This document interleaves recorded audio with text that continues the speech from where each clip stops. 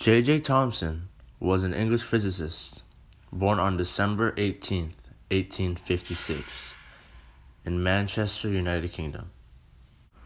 J. Thomson has many accomplishments, one of them being that in 1906 he won the Nobel Prize in Physics for his discoveries on the electron. J. Thomson passed away on August 30th of 1940, but not before he completely revolutionized how we view the atom.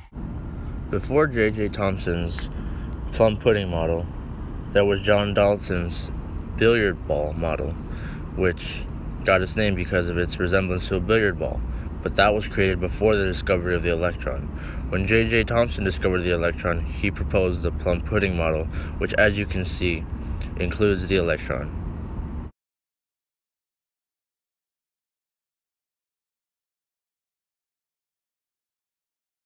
J. Thomson used the cathode ray experiment to discover the electron. A cathode ray tube was vacuum sealed and had cathode, which was negatively charged, and anode, which is positively charged on either end.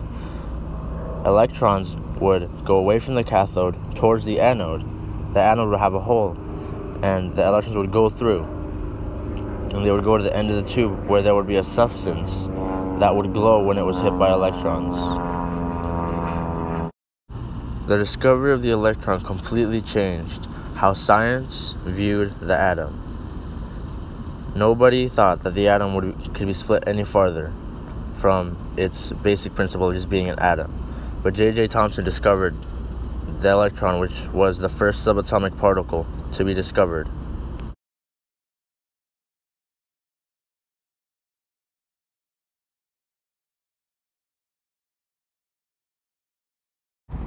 Robert Millikan was an American physicist born on March 22nd of 1868 in Morrison, Illinois.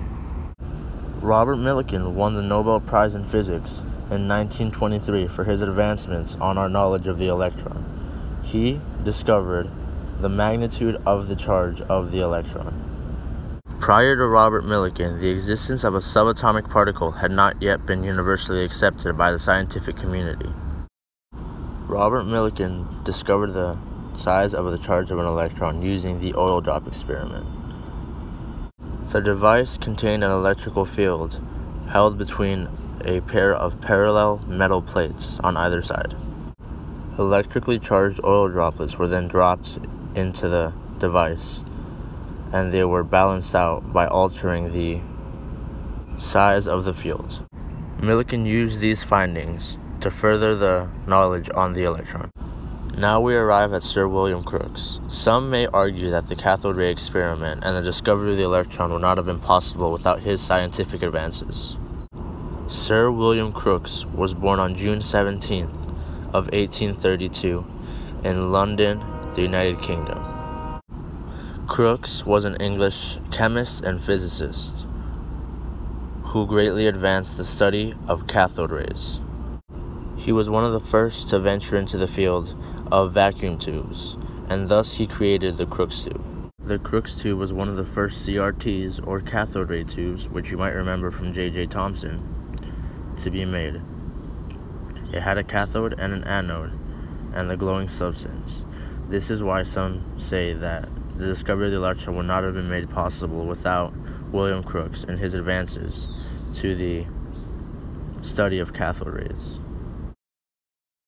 Our knowledge of the electron, and let alone the atom, would not be where it is now if it were not for Sir William Crookes, who advanced the studies of the cathode ray and created the Crookes tube, which allowed J. Thomson to do the cathode ray experiment, which led him to propose the theory of a subatomic particle, and Robert Millikan, who later built on the findings of J. Thomson.